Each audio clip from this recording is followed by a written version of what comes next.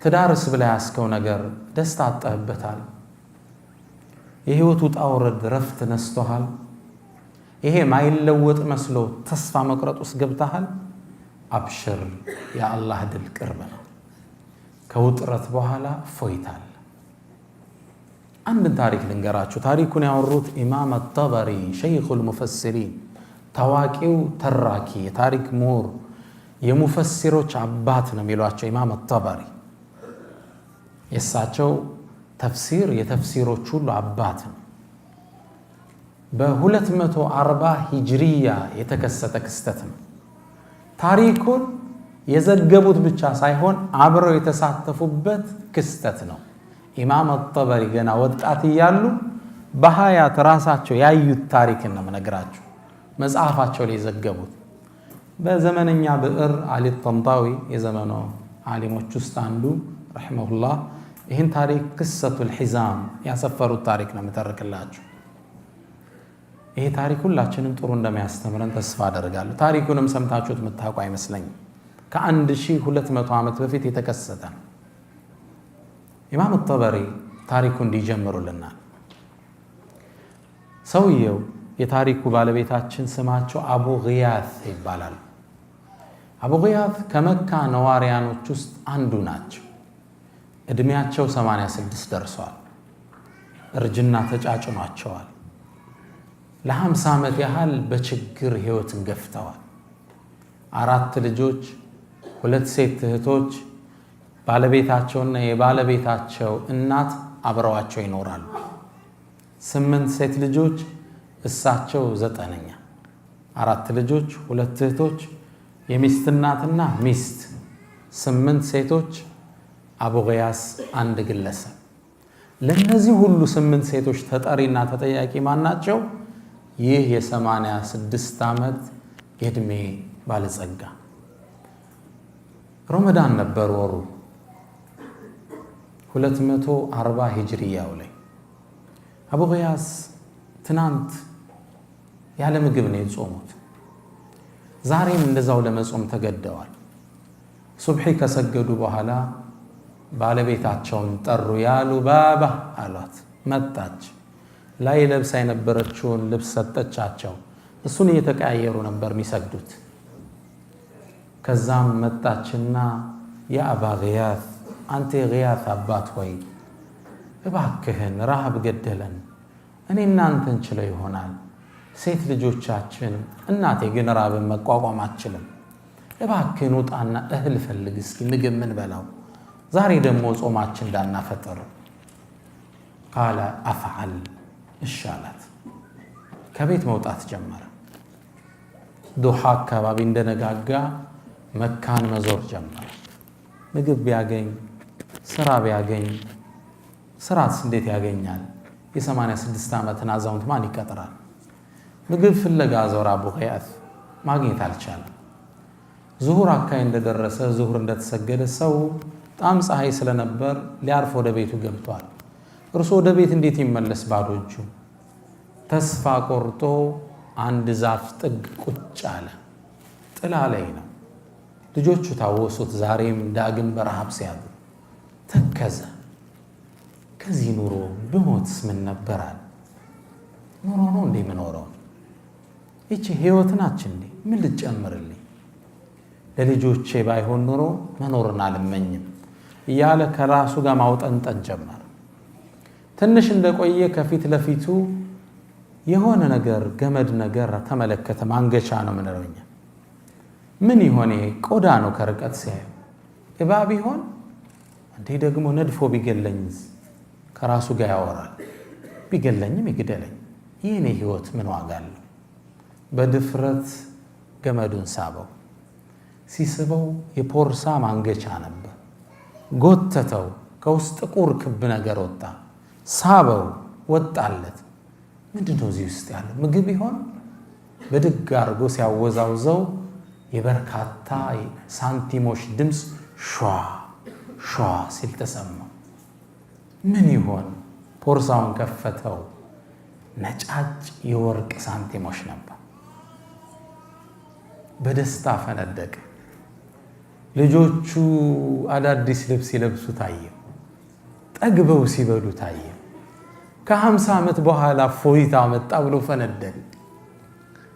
በዚህ ስሜት ውስጥ እያለ አንድ የሸሪዓ ህግ ትዛል።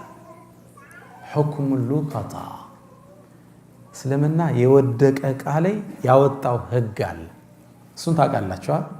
መንገድ ላይ ሞባይል ስታገኝ አንስቶ መሄድ አይደለም። በእስልምና ህግ አለ። ዕቃ ወድቆ ካገኘ ሸሪዓው ምንድነው የሚለው? ያን ዕቃ ዓመት የጠፋው እያልክ ማስተዋወቅ አለብህ። ከባድ ነው። ሙስሊም ያልሆኑ ወገኖች ንብረታቸውን ለመጠበቅ ባንክ ላይ ወስደው ነው የሚቆልፉ። የሙስሊሞች ንብረት ግን ጠባቂ ማን ነው? ሁሉም ሙስሊም ነው። ይሄ የእስልምና የሸሪዓ ምጥቀትን ነው የሚያሳይ። ያንተ ንብረት እኔ ጠባቂ ነኝ፣ ማን ነው የጠፋው ብዬ ዓመት መናገር አለብን። ከዓመት በኋላ ሰውየው ካልመጣ ምናልባት ለአንተ ይመለስልሃል። ከዛ አቡ ጊያስ ዙሮ ድንግጥ አለ። ይሄ ነገር የሰው ንብረት እኮ ነው፣ መውሰድ አልችልም፣ ሐራም ነው የሚሆንብኝ። እንዴት ላደርግ? ዓመት ላስተዋውቅ፣ አንድ ቀን የምንበላው ምግብ የለንም፣ ምን ልናደርግ ነው? ከዓመት በኋላ እኔስ ልሞት ይችላል። 85 ዓመቱ ነው። ሚስቴ በረሃብ ጠውልጋለች፣ ቆዳዋ አጥንቷ ላይ ተጣብቋል፣ ልጆችም ተንገላተዋል፣ ትዳር አጥተዋል ከድህነት የተነሳ። ዓመት ላስተዋውቅ፣ ምን ነው ባላገኘሁት? ዓመት እየራበህ መብላት የማትችለው ሚሊዮን ብሮች ምን ይሰራልህ? 1000 ድርሃም አለው ይላሉ ኢማም ጠበሪ። 1000 ድርሃም የወርቅ ሳንቲ ሚሊዮንስ ኦፍ ዶላር ማለት ነው እጃቸው ላይ የገባው።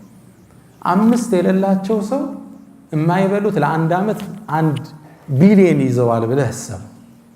ከባድ ነው። በዚህ አጋጣሚ ደግሞ ሰውየውን መጥቶ ሊወስደው ይችላል። አቡ ጊያስ ድምፅ ካልተሰማ ከፍ አደርጋለሁ። ከኋላ ይሰማል? እህቶች ይሰማል? ይሰማል ኢንሻአላህ። አቡ ጊያስ ምን ያድርግ? ይሄን ወርቅ ተሸክሞት በጥቁር ቦርሳ በጨርቅ የተጠቀለለ ወደ ቤቱ ይዞት መምጣት ጀመረ። ደግሞ ስመጣ ሚስቴ ብታየውስ ምን ላድርግ? እሷ ካየችው ስለምትጓጓ ቢያንስ የሆነ ነገር አንሳለት ነው የምትለኝ። እርቦና እንደምንም እሷን ሳያሳይ ደብቆ ለማስገባት ወስኖ በፎጣው ጠቀላሎ ቤት ተሾልኮ ሲገባ ባለቤት ተቀየችው። የአባ ጊያስ ማጃ አቤክ፣ ምን አመጣ? ምንስ ይዘህ ነው ከኋላ አለችው። አይ እንዲሁ ነው አለ። ኧረ ምን እንዲሁ ይዘሃል? የሆነ ነገር እየታየ። አይ እንዲሁ ነው። እስኪ ልየው፣ ምን ደግሞ አመጣ? የሚበላ ነው ምንድን ነው? አሳየ። መዋሸት አልፈለገም። አላህን ፈሪ ነበር። እቃውን ካስቀመጠ በኋላ ቁጭ አርቆ ያ ሉባባ፣ አንቺ ሉባባ፣ ሳላስበው 1000 ድርሃም አገኘው። አስደንጋጭ ነው ለሷ። በህይወታቸው አይተው ታያቁ እና ግን የሰው ነው። እንዴት የሰው ነው? አላህ ያመጣልህ ሪዝቅ አይደል እንዴ? ሚስት ደግሞ ገባች። ጀሊሉ እግር ላይ ያመጣውና ይሄ የሰው ንብረት እኮ ነው። ይህ ሰው ይባላል እንዴ? እርቦሃል እኮ ልትሞት ነው። እርቦና ልንሞት ነው። ሰው ሲቸግረው ሐራምስ መጠጣት ይፈቀድለት? በረሃ ላይ እየሄደ ከኸምር ውጭ ሊሞት ብሎ ውሃቶ ኸምር ውጭ ሌላ ካላገኘ እሱን እስልምና የግድ ይፈቅድለታል። ልትሞት እኮ ነው። ለአንተማ ሐላል እኮ ነው ይሄ። እንዴ ትንሽ ዘገና አድርግና ህይወታችንን ለውጠው እንጂ በጭራሽ አላት። 50 ዓመት ሙሉ ሆዴ ሐራም ሳላስገባ በ86 ዓመት ሆዴ ላስገባ ነው። ሉባባ ጥያቄው እንዳታነሽው አላት። አይደለም ማንሳት ለልጆች ለሰው ብትናገሪ እኔና አንቺ አብረን አንኖርም። ይሄን አቋሜ ነው እቂ አላት። አቋማቸውን ታቅ ነበር። ደንግጣ እሷም ስብስብ አለች። ታዲያ ምን እናድርግ? ልውጣና እስኪ ሰውየውን ልፈልገው ካገኘሁት ባይሆን ያገኘሁበትን የሆነ ድርሻዬን እወስዳለሁ። እሷም ተስማማች። አቡ ጊያት ሰውየውን ፍለጋ ወደ ካዕባ ወጣ። ኢማም አጠበሪ ወጣት ሆኖ ታሪኩን ይነግሩናል። አንዴ አንድ ሰው መካ ውስጥ ካዕባ ጥግ ቆመ። የኹራሳን ሰው ነው። ቆመና አዩሃናስ እናንተ ሰዎች ሆይ በፖርሳ 1000 ድርሃም ወድቆ ያገኛል እንዴ? እባካችሁን መልሱልኝ፣ አጅራችሁን አላህ ዘንድ ታገኛላችሁ ይላል። ይሄን ሲል ሁላችን አዳመጥ ነው። አንድ በእድሜ የገፉ አዛውንት ወደ እርሱ አቀን። ከዛም አንተ ኹራሳኒ ሆይ ያሉት። ማን ነው የመጡት? አሁን አቡ ጊያት ነው የመጡት። ሰውየውን አገኙት። አንተ ኹራሳኒ ሆይ ወርቅ ጠፋ እንዴ? አዎ። 1000 ድርሃም? አዎ። ታዲያ እኛ እኮ የመካ ሰዎች ቀሊሉ ዘርዒ እኛ እኮ ወቀሊሉ ዘርዒ አዝርዕታና ምርት ታውቀዋለህ። እርሻን ዘራ፣ ደረቅ ነው መሬታችን፣ ዝናብ አናገኝ። ከብቶች ደግሞ አልበን የምንጠጣው የለን። ወቀሊሉ ልመዋሲሚ ደግሞ ሐጅና ዑምራ በዓመት 2 አንዴ ነው የሚመጡልን። በዛ ነው ከሰው የምንጠቀመው። ስለዚህ ምናልባት ያገኘው ሰው ችግረኛ ሊሆን ስለሚችል 1/10ኛውን እሰጣለሁ ብለህ እኮ ብትናገር አምጥቶ ሊሰጥ ይችላል።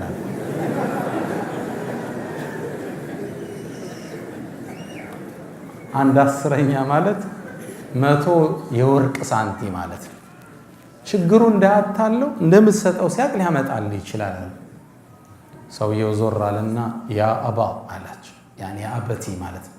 ባባ ሆይ ላ ነፈዓል፣ ይህንማ እናረግ፣ አላህን ከፈራ ያምጣው፣ እኛ የምንሰጠው ነገር የለም አላቸው።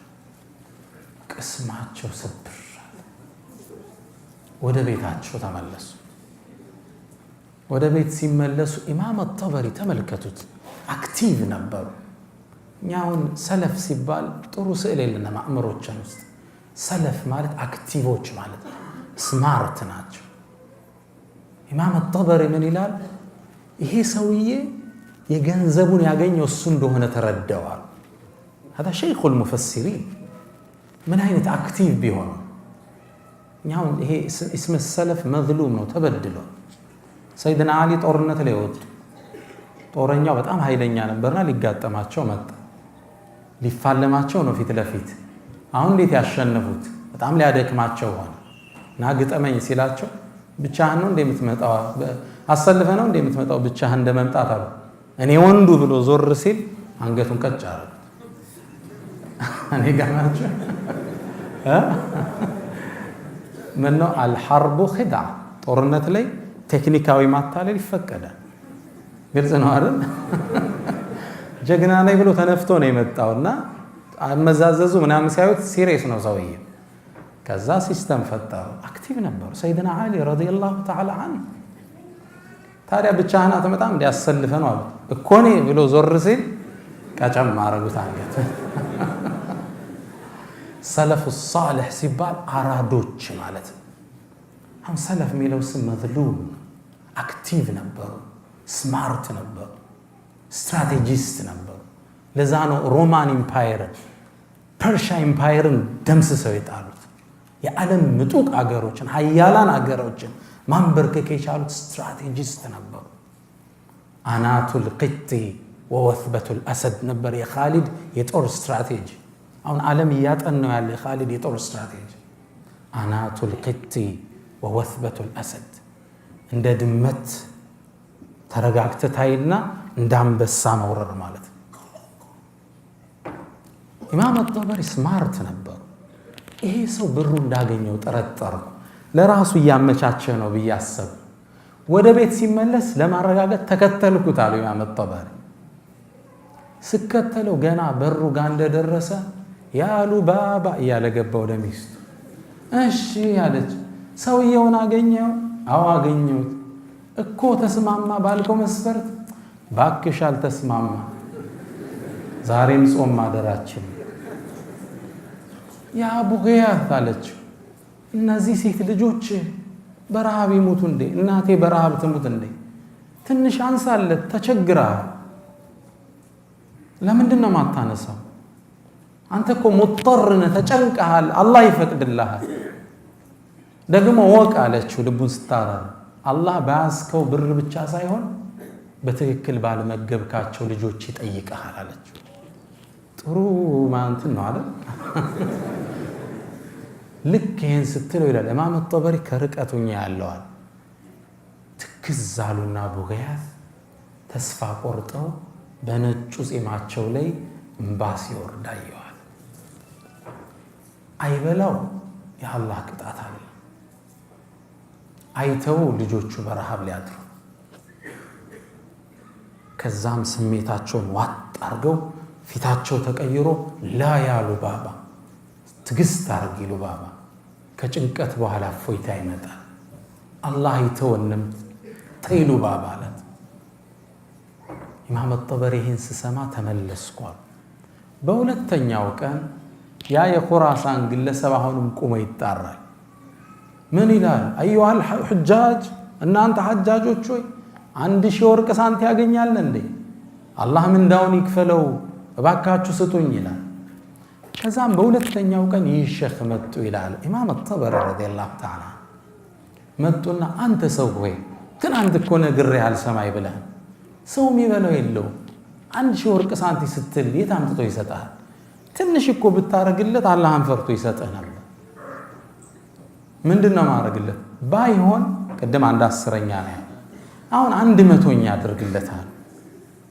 100ኛ ስንት ነው 10 የወርቅ ሳንቲም ቀደም 100 እሱም ብታረግለት ይሰጣል قال لا يا بابا አላቸው ይሄማይሆን እሱም ለምን እንዲህ ጠንከር እንዳለው ኋላ ታሪኩ ይገባቸው ይሄንማ እኛ እናደርግ አላህ የሚፈራ ከሆነ አጥቶ ይሰጠኛል አላህ የማይፈራ ከሆነ እዛው ሰዓቱን ይቻለው አላቸው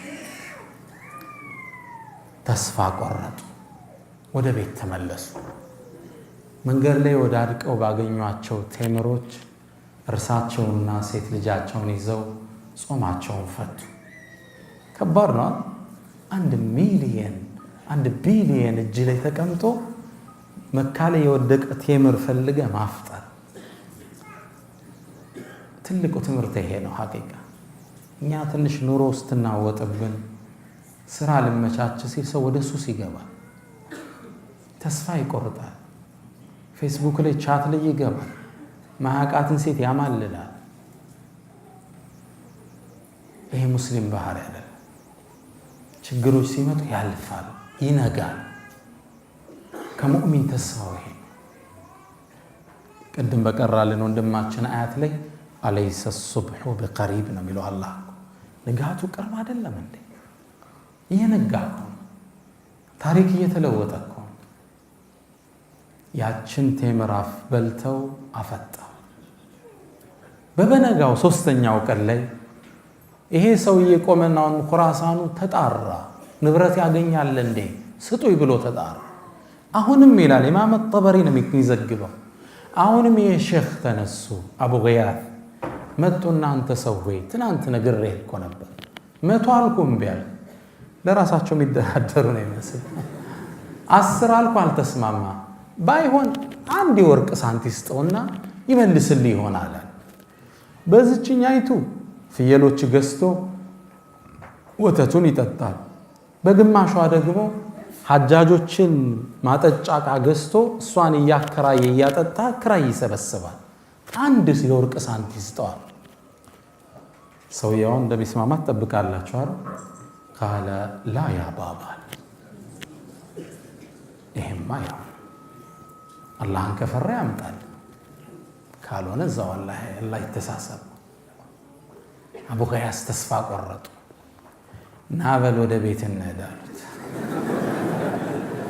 ምንድነው አሉ እስኪና አንተ ሳንቲ ከሆነ አለ እንደዚህ አዎን አየው አቡ ገያዝ ይህን ኹራሳን እየመራ ወደ ቤት አቀና ሲያቀና ኢማም አጠበሪ ምን ይላል የታሪኩን ፍጻሜ ማየት አለብኝ ብዬ ተከተልኳቸው በሩ ሲገቡ ግቢው አብሬ ገባው ልክ ወደ እንትን ጠጋ ሲሉ አብሬያቸው ጠጋልኩ ከዛ ልገባ ስል ማን አለኝ አቡ ገያዝ አይ ከመጀመሪያው ጀምሬ ታሪኩን አይቻለሁ ሼኽ እንደ ፍጻሜው ልይ ብዬ ነው ናገባሉኝ እሳቸው ገባው። ከደረጃው ስር ባለ ድንጋይ የተደፈነ ጥቁር ፖርሳ መዘው አወጡታል። በሌላ ጨርቅ ፖርሳ እንዳይመስል በጥቁር ጨርቅ እንደገና ታስሯል። ከዛ ልክ አውጥተው ሲያሳዩት ኹራሳኑ ምን አለ?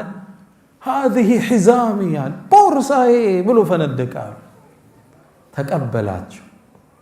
ይሄን ክስተት ቤት ውስጥ ስለነበርኩ በበሩ ቀዳዳ ውስጥ ልጆቹ፣ ሴት እህቶቹ፣ የባለቤቱ እናት፣ ባለቤቱ ሁሉም እንዲያያሉ ምንድነው የሚወጣው እያሉ ሰውየው ፖርሳውን ከፈተና ጭኑ ላይ ባለ ጋቢ ላይ የወርቅ ሳንቲሙን አፈሰሰው ይላል። አይናቸው እንዲህ ሲከፈት አየውታል። አመታት ወርቅ አይቶ አያውቁም አይደለም። 1000 ወርቅ ሳንቲም ምንድነው እየሆነ ያለው? ከዛ ሰውየው እንዲያገላበጠና ይሄ ወርቅ የኔ ሳንቲም ነው ብሎ መልሶ ከቶ ትንሽ ነገር ተጠብቃላችሁ 5 ሳንቲም ሳያስቀር ሸርግጎ ጠፍሮ ተከሻው ላይ አርጎ ቴንኪዩ ማላለው ይላሉ ኢማም الطبري። አላሁ አክበር። አምስታ ሹክራን እንኳን አላለውም። ተሸክሞ ወጥቶ ሄደ። ሁላችን ደርቀን ቀረን ይላሉ። በዚህ ቃል ነው የሚገልጹ። ሴቶቹ ፈበቁ መሽቱከ الأخناق አንገታቸው ተመዞ አይናቸው ፈጠው ቆመዋል። እንዴት ሰው ደክሞ ያገኘለት ሽማግሌ አንዲት ሳንቲ ወጣት ሰጠው፣ እሱም አይሰጥ። አመሰግናለሁ አባባ ግንባር ሰማቶታ። ምን አይነት በኺል ነው! ተስፋ ቆርጠው ሴቶቹ ሲቀመጡ መሬቱ ሲወድቁ አይ የሚያፈጥሩባት አንዲት ሳንቲ የሚጠብቁ ነው። ኢማም الطبري ምን ይላል? እኔ ደግሞ ገና ወጣት ነኝ፣ ስራ የለኝም፣ ትንሽ እንኳን ማፍጠሪያ እንዳልሰጣቸው። አቡ ገያስ ደርቆ ቁጭ። ከዛ ትንሽ እንደቆየን ከበሩ በኩል የኮቴ ሰማ። ሁላችንም ድምፁ ወደ መጣበት ቦታ ፈጠጥን። ትንሽ ቆይቶ ኹራሳኑ መጣ። ያ ግለሰብ ገባ። የወርቅ ሳንቲሙን ይዞና ቁጭ አለ። አቡ ገያስ ሲያየው ደግሞ ምን ቀረ ብሎ መጣ ብሎ ኮስተር አለበት። 5 ሊሰጥ ያልፈቀደ ግለሰብ ምን ፈልጎ ነው? እንደምንም ስሜቱን ሲውጡ አየዋቸው ይላል ጠበሪ። ስሜታቸውን ውጠው ዝም አሉት። ማጃ አበክ ምን አመጣህ አሉ። ነገሩ ሰፊ ነው አለው። ምንድነው እሱ? አባቴ ሲሞት 3000 ወርቅ ሳንቲ ተወልኝ። ከዛም 1/3 1000 ድርሃሙን ምድር ላይ ላለ የመጨረሻ ችግረኛ ሰው ሰደቃ ስጥልኝ አለኝ። መካ ውስጥ ፈለኩ ላይታች አላገኘው። የመጨረሻ ዳህ ያገኘው አንተን ነው። ታዲያ ይሄ ወርቅ ሳንቲ ለአንተ ነው የሚገባህ ብሎ እግራቸው ላይ ወጣለው ይላል ጠበሪ። ቅድም የተገረምነውን ያህል አሁንም በደስታ ተገረምናል። እውነትም አልመሰለ። የወርቅ ሳንቲ ሙሉ ለሙሉ አላናገረንም፣ ወጥቶ ሄደ። ደንግጫለሁ፣ ተከተልኩት፣ ላገኘው አልቻልኩም። አቡ ገያስ ተከትሎኝ ወጣ። ፈለግነው፣ ሰውየው የለም። ከዛ ምንም አልሰራም ብዬ ተሰናብቻቸው ልሄድ እጄን ያዘኝና ቁም አለኝ። አንተ ወጣት ሆይ ይሄን ልብሴን ታየዋለህ? ለአመታት ሱብሒን ከሰገድኩ በኋላ ለሚስቴ ሰጣታለሁ አውልቄ፣ እሷ ትሰግድበታለች። ለልጆቼ ሰጣለሁ፣ ይሰግዱበታል። ሶላት ሲጨርሱ እሱን ለብሼ እህል ፍለጋ ዞራለሁ። አሁን አላህ ያላሰብኩትን ሪዝቅ አመጣ። ታዲያ ምንድነው? አንተም መካፈል አለብህ አሉኝ። የድሃ ቸር ምነው ሐዲስ ሰምቻለሁ። ነብዩ ሰለላሁ ዐለይሂ ወሰለም አንድ ሰው ሳትጠይቁት ሪዝቅ አምጥቶ ከሰጣችሁ አብረው ላሉት አካፍለው የሚል ሐዲስ ሰምቻለሁ ከኢብኑ ዑመር የተላለፈ። አንተም መግባት አለብህ አሉኝ። ቤት ውስጥ ገባሁ። እንደገባነ በደስታ ያሉ ባባ ያ ፉላና መጣራት ጀመሩ። ልጆቹ ተሰለፉ አላቸው። ሁሉም እንዲህ መደዳ ቁጭ አሉ። እኔ አብሬ ገባሁ። አቡ ገያስ እዚህ ቁጭ ብሏል። ሳንቲሙ ፖርሳውን ከፈቱና አንዳንድ ሳንቲ ለሁሩ መወርወር ጀመሩ። ሴቶቹ ሁሉም ጋቢያቸው እንዲያርገዋል።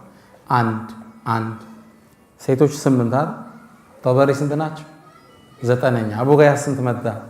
10። ለ10ሩም አንዳንድ ሳንቲ እየወረወሩ አዳረሱን ይላል። መጨረሻ ፖርሳውን ሲጨርሱ እያንዳንዳችን እጅ ስንት ገባል? 100 ድርሃም ገባል። 10 ናቸው። ሁላችን ያዝን። እኔም ይላል ኢማም ጠበሪ ችምብር ያስኩና ዒልምን ለመፈለግ ተጠቀምኩባት ይላል። የጠለበል ዒልም ደጋፊ ይፈልጋል።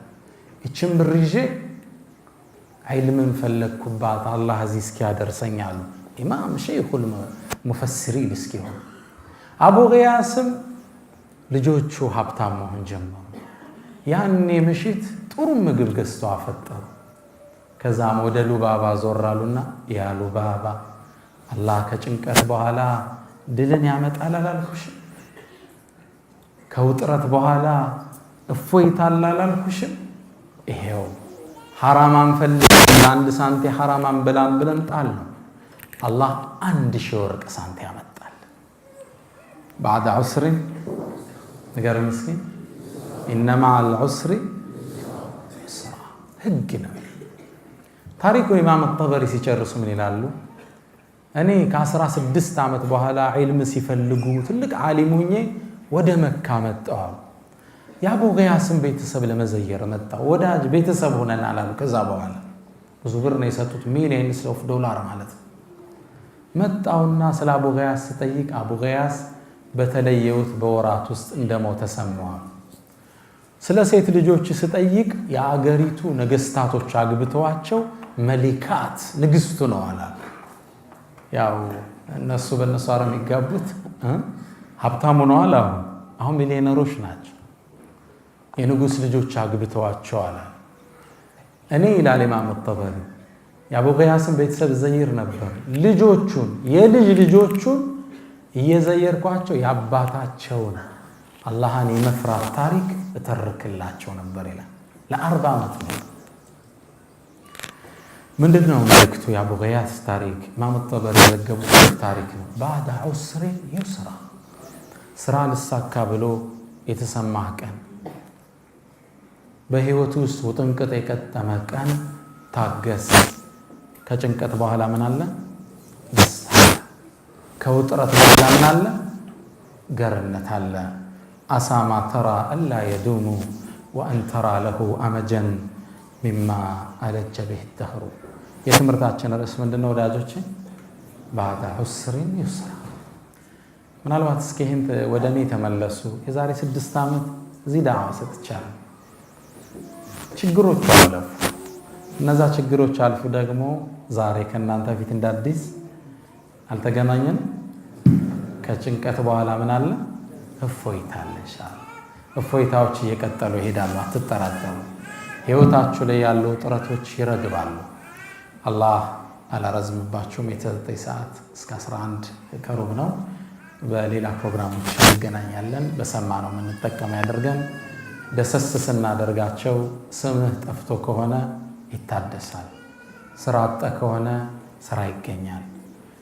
የእምነት ነፃነት አጠ ከሆነ ነፃነቱ ይመጣል። ልጅ መውለድ አልችል ብለህ ከሆነ በአላህ ፍቃድ ትወልዳለህ።